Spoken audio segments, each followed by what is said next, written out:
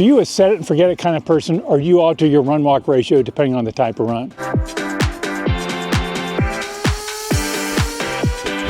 Welcome to the Ageless Runner.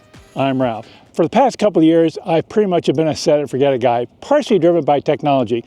For whatever reason, a couple of years ago, maybe in a software update on my phone, my interval app just wouldn't play correctly over my wireless earbuds. And I tried a couple other apps that would play for a while and then stop. So I pretty much switched to using my Garmin Forerunner 245. And one reason I'm kind of a set it and forget it guy is it's a little cumbersome in the Forerunner 245 to change run-walk ratio. It's a couple menus deep.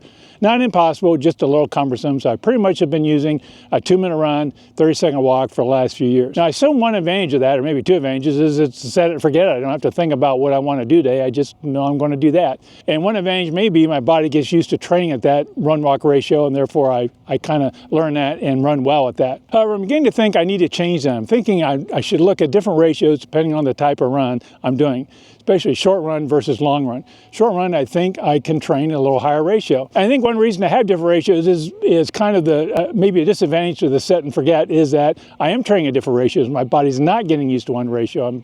I'm changing it up a little bit. So I'm thinking that for short runs, to me a short run is like 30 to 40 minutes, which I run based on time, increasing my ratio a little bit, maybe do a 2.5-minute run, 30-second walk.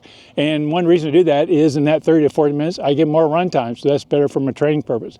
And then for my long runs, for now, leaving it at the 4-to-1, 2-minute run, 30-second walk, and maybe playing around with that, just going through the effort of changing my Garmin Forerunner when I'm doing a long run or short run. I'd love to know what you do. Do you change your ratios depending on type of run or weather conditions? Just how do you approach it? I'd love to learn from you. If you'd be willing to share, please go scroll down and leave me a comment sharing a little bit about your perspective on how you view run-walk ratios and how you change them or modify them. Hey, if you enjoyed this video, please hit that like button. That really helps my channel. And if you're new here, boy, I'd love to have you be a subscriber. Please hit that subscribe button also. Thanks again and happy running.